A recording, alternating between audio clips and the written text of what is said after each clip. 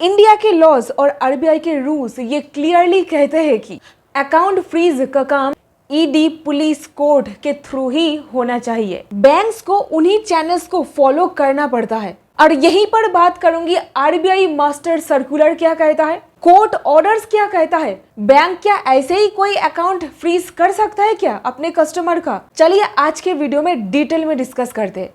सो high everyone, मैं हूं पापिया, आप देख रहे हो डिकोड द लॉ, सिंपल और सरल भाषा में कानूनी ज्ञान, ताकि हर एक आम जनता को कानूनी जागरूक बनाया जा सके।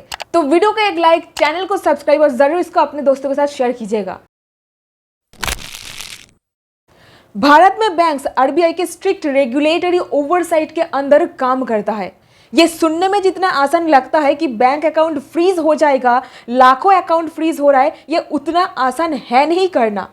Reserve bank of India RBI है बैंकिंग रेगुलेटर और बैंक को बैंकिंग रेगुलेशन एक्ट 1949 और आरबीआई के मास्टर डायरेक्शंस जैसे केवाईसी, एएमएल, फ्रॉड मैनेजमेंट के हिसाब से चलना पड़ता है। सबसे इंपॉर्टेंट बात यह है कि सिर्फ डेजिग्नेटेड एनफोर्समेंट अथॉरिटीज, बैंक्स नहीं, किसी अकाउंट को इलीगल एक्टिविटीज के लिए फ्रीज करने का ऑर्डर दे सकती है। जैसे कि prevention of money laundering PMLA के अंदर सिर्फ एनफोर्समेंट डायरेक्टोरेट यानी कि ईडी या फिर कोर्ट किसी अकाउंट को फ्रीज करने का ऑर्डर दे सकते हैं। बैंक सिर्फ सस्पिशियस एक्टिविटीज को रिपोर्ट कर सकते हैं, यानी कि डूबियस सिचुएशन कुछ पैदा हो रहा है, डाउटफुल सिचुएशन क्रिएट हुआ है, ऐसी चीजों को रिपोर्ट मार सकता है। लेकिन किसी अकाउंट को बिना कोर्ट या लॉ एनफोर्समेंट डिपार्टमेंट के ऑर्डर के बिना बैंक्स फ्रीज नहीं कर सकते। इस तरह सीआरपीसी के सेक्शन 102 अभी के बीएनएसएस यानी कि भारतीय नागरिक सुरक्षा संहिता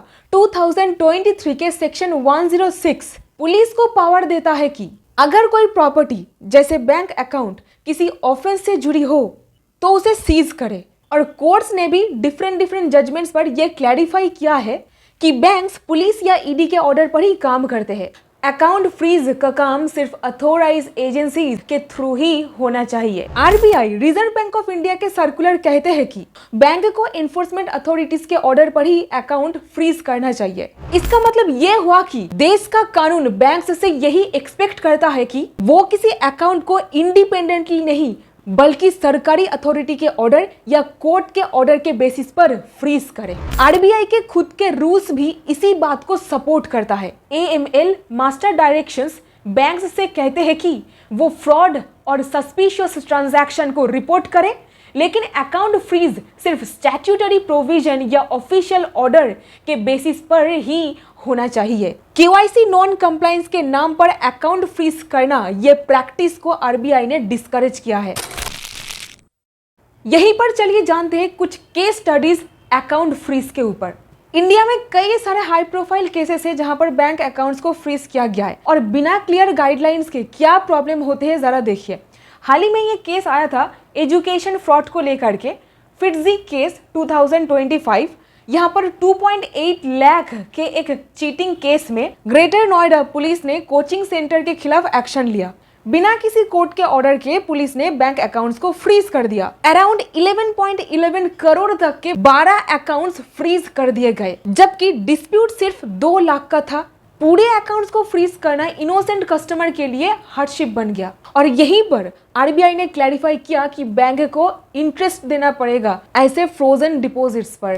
point number 2, mule account fraud. देखिए, गवर्नमेंट ने लाखों अकाउंट फ्रीज किया है ऑनलाइन फ्रॉड से बचाने के लिए।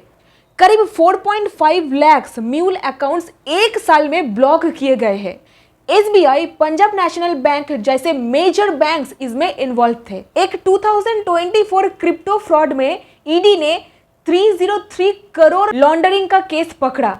ये सब इंसिडेंट्स दिखाता है कि जब बैंक्स पुलिस या ईडी के कहने पर अकाउंट्स ब्लॉक करते हैं तो स्केल कितना बड़ा हो सकता है। इंडियन बैंक एसोसिएशन आईबीए ने आरबीआई से फॉर्मली रिक्वेस्ट किया कि बैंक को एम्पावर किया जाए ताकि वो टाइमली सस्पिशियस बैंक अकाउंट्स को फ्रीज कर सके। कई हाईकोर्ट केसेस में अकाउंट फ्रीज को लेकर लीगल स्क्रूटिनी हुई। Neelakant pharma logistics versus HDFC bank के केस में दिल्ली हाईकोर्ट ने ऑब्जेक्ट किया कि सिर्फ 200 रुपए के एक सस्पिशियस एंट्री के लिए 93 करोड़ का पूरा अकाउंट को फ्रीज कर दिया गया। कोर्ट ने कहा कि सिर्फ डिस्प्यूटेड अमाउंट पर ही लैंडमार्क होना चाहिए। मद्रास हाईकोर्ट ने Mohammad Saifullah versus RBI HDFC bank के केस में यह कहा कि इस पर्टिकुलर केस में कस्टमर के क्रिप्टो अकाउंट का सिर्फ 2.5 लाख रुपीस को फ्रीज करने को बोला गया था, जबकि बाकी पैसा रिलीज करने का ऑर्डर दिया गया था। केरला हाईकोर्ट ने भी इस पर्टिकुलर केस में कहा बैंक को सिर्फ पुलिस के ऑर्डर में लिखी हुई अमाउंट को ही फ्रीज करना चाहिए और फिर कस्टमर को रीजन भी बताए फ्रीज करने का, क्योंकि ये राइट टू लाइवलीहुड और नेचुरल जस्टिस से भी जुड़ा हुआ मैटर है। अगर सिर्फ संदेह के बेसिस पर अकाउंट फ्रीज कर दिया गया बिना किसी लीगल बैकिंग के, तो बैंक के ऊपर डिपॉजिटर का कॉन्ट्रैक्ट ब्रेक करने का केस बन सकता है। कोर्ट ने बार बार कहा है कि इवन फ्रॉड प्रोब के केसेस पर अकाउंट फ्रीज प्रोपोर्शनेट होना चाहिए और तो और नोटिस देना जरूरी है। अगर आरबीआई के द्वारा बताया गया अप्रूव्ड प्रोसीजर के बिना अकाउंट को फ्रीज किया गया है, तो वो आर्टिकल 19 के अंदर सिटीजन का जो फंडामेंटल राइट है उसको उल्लंघन कर सकता है। कई केसेस में कोर्ट से कस्टमर ने अनफ्रीज करने का ऑर्डर को जीता है। Next point, customer backlash and regulatory scrutiny. Account freeze होने पर कस्टमर आरबीआई के ओम्बड्समैन या डायरेक्ट अपील के जरिए कंप्लेन कर सकते हैं।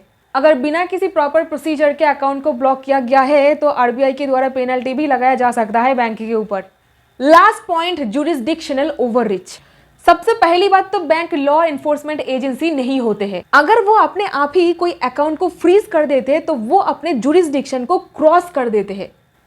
कोर्ट्स और आरबीआई दोनों ही ये एक्सपेक्ट करते हैं कि बैंक बस ड्यू प्रोसेस फॉलो करे, जैसे KYC update, STR report file करना। अगर बैंक फ्रॉड अलर्ट के बेस पर एक्शन लेने लगे तो वो अपने आप को पुलिस की पावर में डाल देंगे। आरबीआई 2008 सर्कुलर यही कहता है कि फ्रीज सिर्फ एनफोर्समेंट ऑर्डर्स के बेसिस पर ही होना चाहिए।